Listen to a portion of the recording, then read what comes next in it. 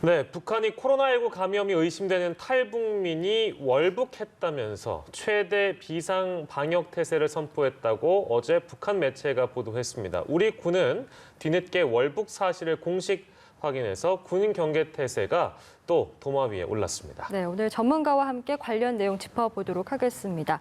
정대진 아주대 통일연구소 교수 모셨습니다. 어서 오십시오. 안녕하십니까. 예, 이거 군 당국이 이제 조사에 착수했는데 지금까지 일부 밝힌 걸 보면 일단 다 추정이라서 정확한 어떤 경위나 이런 부분들은 아직 좀 기다려 봐야 되는 거죠, 교수님 그렇다면. 예, 그렇죠. 그 오전 뉴스까지 봤을 때는 강화도에 이제 교동도 있지 않습니까? 예, 예. 한 2.5km 정도 북한과 떨어져 있는데 예. 수영을 해서 건너갔다라고 추정을 했는데 네.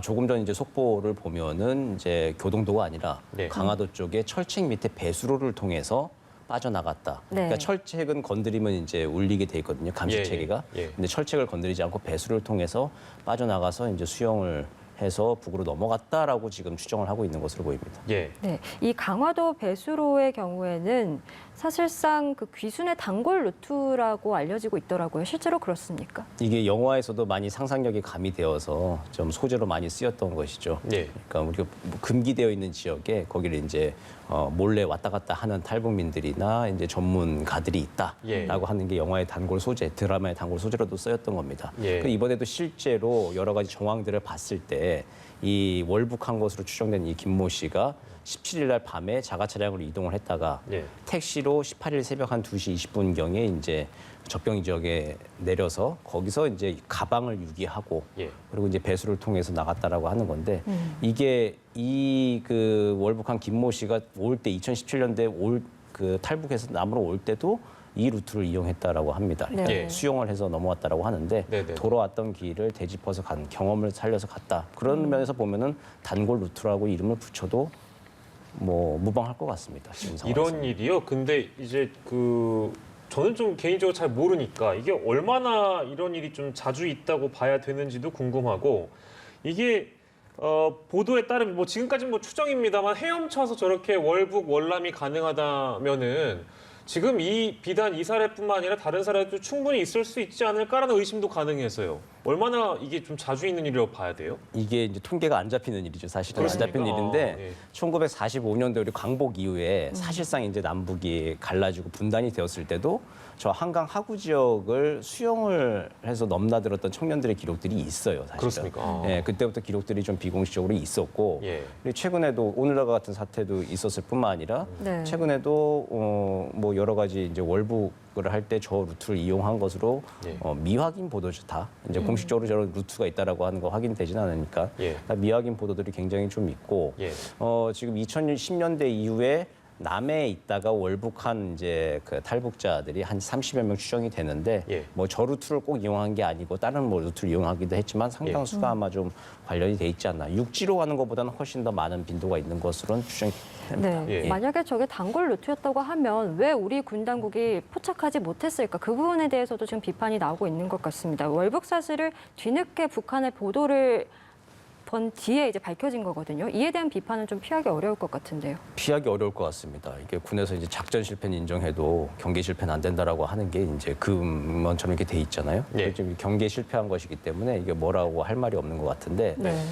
이게 참 많이 이제 사전 답사를 하고 연구를 한 것 같아요. 그러니까 저도 굉장히 좀 어떤 루트를 이용했을까 굉장히 좀 궁금했는데 예. 속보를 보고 이제 철책 밑에 배수로 철책을 건드리지 않았다라고 하는 것. 예. 우리 군에 이제 그 첨단 감시 장비들이 있는데 그걸 통해서 이제 배수로를 통해서 배수로가 물이 차 있을 때는 못 나가잖아요. 예. 그러니까 서해 쪽에 이제 그 밀물과 썰물의 차가 크지 않습니까? 네. 그 시간대까지 파악을 하고 있었다는 거죠.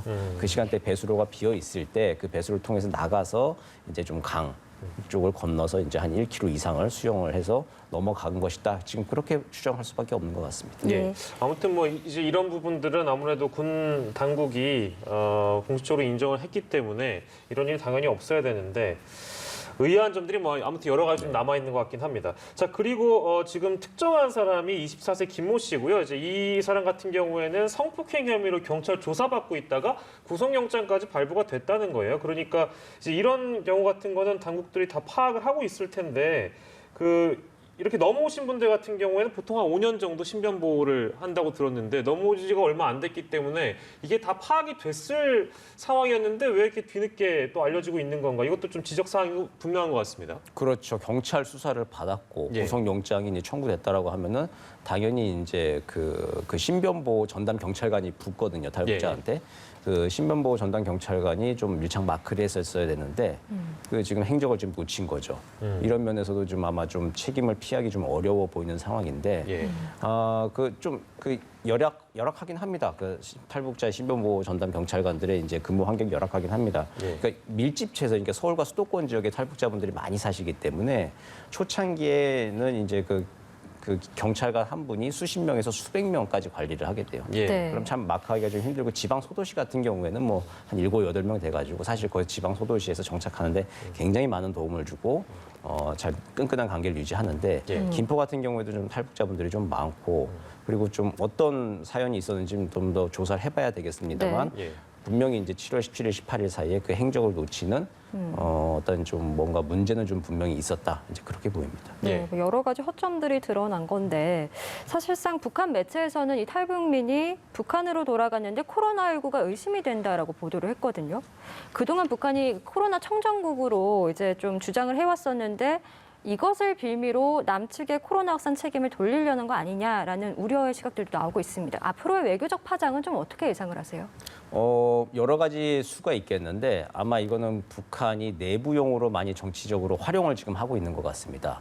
그 북에서 북을 떠났던 탈북자가 다시 월북을 해서 왔다. 예. 남에서 이제 코로나 바이러스에 감염이 되어서 왔다라고 하는 것이 긴장감을 높이기 더없이 좋은 정치적인 소재인 것이죠. 예. 네. 그래서 내부용으로 긴장감을 높이고 어쨌든 체제 결속을 하는데 굉장히 중요한 게 목적으로 좀 활용을 하고 있는 것 같고요. 그게 예. 목적이 한 7, 8 정도라고 한다면 향후 전개에 따라서는 우리한테 책임을 다 떠넘길 수 있는 것이죠. 북한은 지금 코로나 전국에서 또 남쪽에서 많이 코로나 바이러스가 올라왔다라고 얘기를 6월 달 그 이전부터 많이 했습니다. 네. 그 대북 전단뿐만 아니라 대북 전단 살포단체들이 그 페트병에 쌀을 담아서 소해 쪽으로 보냈잖아요. 예, 예. 이것들을 그 6월 초에 노동신문들을 보면은 해상에서의 방역도 우리가 최고도로 한다. 예.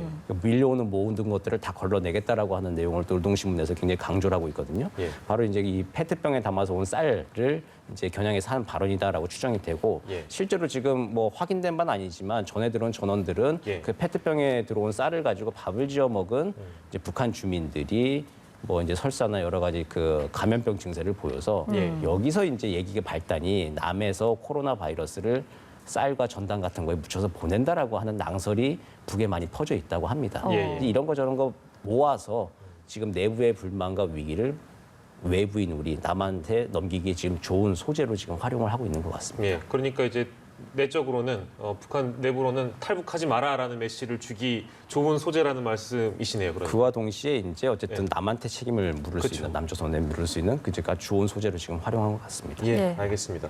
자, 근데 저희 궁금한 게 이제 이런 일이 터지고 나니까 북한은 뭐 계속 코로나에서 자유로운 청정국이라고 주장을 해왔잖아요. 네. 북한 의료 체계가 열악한 거는 많은 국가들이 다 알고 있는 것 같은데 실제 어떻습니까, 좀?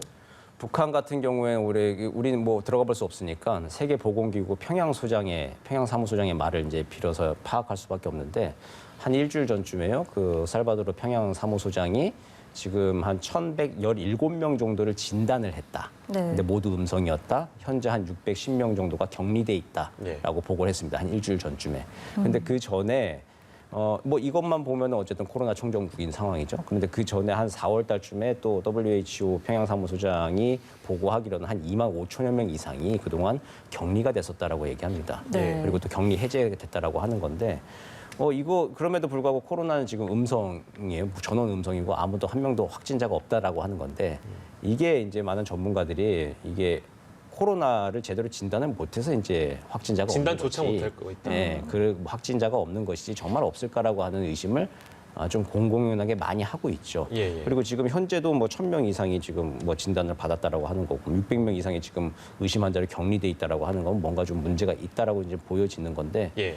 지금 북한의 공식적인 주장은 어쨌든 코로나 제로이지만 네. 그 WHO 사무소장의 여러 증언과 전문가들의 추정치를 봤을 때는 네. 코로나로 진단이 안 돼서 영인 것이지 정말 코로나가 없을까 의심스럽다라고 하는 게 아마 외부의 대체적인 시각인 것 같습니다. 네. 그 통상 북한 북한은 이렇게 월북한 탈북자들의 신원을 이제 공개해서 체제 선전의 도구로 이용을 해오지 않았습니까? 그런데 이번에는 이례적으로 신원을 공개하지 않았거든요. 이건 어떤 의도가 숨겨 있다라고 우리가 해석을 해야 됩니까? 이 코로나 의심자가 왔다는 거죠, 북한의 얘기는.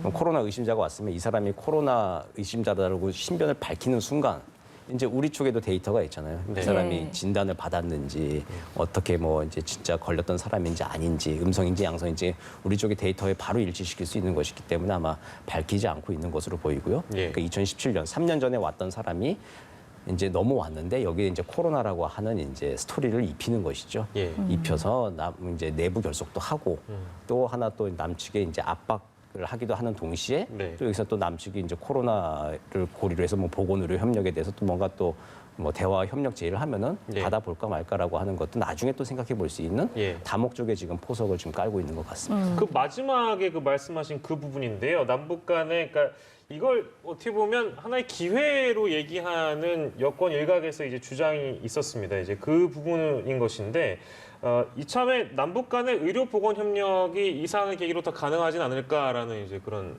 평가인데 어떻게 좀 진단하시는지요? 겉으로 드러난 명분만 놓고 봤을 때 우리가 제의가 가능하죠. 개성시를 지금 완전 봉쇄했다는 네. 거잖아요. 근데 개성시 완전 봉쇄했으니까 당신들이 그럼 코로나에 대해서 굉장히 두려우면은 개성시민 전부 검사할 수 있는 진단 키트를 보내주겠다. 예. 만나자라고 하는 얘기는 논리적으로 이제 성립이 가능합니다. 근데 이걸 중앙 정부가 지금 나서서 할 것인가? 이제 통일부 장관 이제 막 임명이 됐는데 예. 1호 사업으로 지금 할 것인가? 네. 아니면 중앙 정부가 지금 여러 비핵화 문제나 좀 걸리는 것들이 정치적으로 많기 때문에 그럼 지방 정부, 경기도 같은 곳에 경기도는 이게 민생 현안이잖아요. 예. 코로나 바이러스 개성에서 만약에 퍼져서 다시 넘어오면 안 되는 것이기 때문에 예. 경기도 같은 경우에서 경기도에서 좀 지방 정부가 나서서 그럼 진단 키트 협력하고 방역에 협조하면서 그러면서 다시 뭔가 대화 협력의 물꼬를 틀 것인가. 이제 그건 수위를 좀 조절하긴 해봐야겠지만 우리는 어쨌든 벌어지는 틈은 만약에 대화 협력을 지금 원하고 있잖아요, 우리 정부는. 네. 예. 그랬을 때는 놓치지 말고 이 틈도 좀 활용을 해야 될 측면이 있다. 이제 그렇게 보입니다. 예. 네, 그러니까 보건 의료 협력이 이뤄질 가능성이 없지는 않다라고 판단하신다는 그렇죠. 거죠. 북한의 예. 호응이 관건이죠. 예. 예, 알겠습니다. 이런 가운데 이인영 통일부 장관 후보자가 이르면 오늘 취임을 하게 됩니다. 인도적 교류 협력 의지를 밝힌 이 후보자의 승부수가 과연 먹힐지 앞으로의 남북 관계 어떤 좀 변화가 있으리라고 보시는지 전망을 좀 해주시죠. 메시지를 굉장히 단순화시켜서 지금 북에게 대화 제의를 하고 있죠. 예. 먹는 거, 아픈 거, 보고 싶은 거. 이거 해결하자라고 하는 건데 오늘 당장 개성은 이제 아픈 거. 예. 개성이 아프다라고 하면서 지금 완전 봉쇄를 했는데 아픈 거에 대해서 이제 뭔가 얘기할 수 있는 고리가 하나 생긴 겁니다. 예. 그 외에 이제 먹는 거는 이제 식량 인도 지원 그리고 이제 앞으로 뭐 추석이나 다음 기회에 나는 이산가족 상봉 같은 것들 이런 거 차원에서 비핵화하고는 전혀 일단 상관없이 남북이 독자적으로 할 수 있는 인도적 차원에서의 분야에서들 한번 손을 잡아보자라고 하는 얘기를 지금 하고 있습니다. 예. 이 얘기도 역시 북한이 호응을 할지가 문제인데 북한이 지금 과연 이제 인도적 문제에만 이제 순수하게 대화를 받아들여서 나올 것인지 그게 좀 굉장히 좀 미지수고 좀 회의적입니다, 사실은. 예. 근데 여기에 좀 진심이 통하는 것이 이제 문제인데 관건인데 국내 여론, 특히 이제 국회의원 출신이 또 힘 있는 국회의원 출신이 이제 장관이 됐기 때문에 국내 여론을 잘 조성하고 만들어가면서 예. 우호적인 여건 만드는 게 아마 남은 과제일 것 같습니다. 예. 네. 마지막 질문이 될 것 같은데요. 박지원 그 국정원장 후보자도 북미 정상회담 가능성에 대해서 대선 전에 가능하다 이런 얘기를 또 해서 북미 관계 좀 어떻게 좀 전망하시는지 마지막으로 들어보고 저희가 끝내겠습니다. 예, 그 박지원 후보자 같은 경우도 이게 좀 가정문이에요. 북미 정상회담이 가능하다, 열릴 수 있다라고 하는 게 뭐냐면은 북의 그 호응이 있고 여건이 성숙한다라면이라고 하는 겁니다. 그러니까 다 가정인 상황이기 때문에 이게 네. 의지의 표현이다 이렇게 볼 수 있을 것이고 그 트럼프 대통령이 도움이 된다면 김정은을 만날 것이다라는 얘기 한 적이 있습니다. 얼마 전에. 도움이 된다면, 그러니까 자기의 재선 캠페인이 도움이 된다면 다 가정이 붙은 건데 이 모든 것들 종합하면 결국은 북한의 호응이 최대 관건입니다. 그리고 이제 김정은 위원장의 결단만이 좀 남은 상황인 것 같습니다. 예, 네. 그렇군요. 저희가 아까 전에 이인영 후보자라고 언급을 했었던 것 같습니다. 오늘 이제 공식적으로 업무 네. 시작했기 때문에 이인영 장관입니다. 예, 저희가 정정하고요. 오늘 이 시간은요. 정대진 아주대 통일연구소 교수와 함께 북한의 코로나19 관련된 내용 포함해서 월북 소식까지 저희가 알아봤습니다. 고맙습니다. 고맙습니다.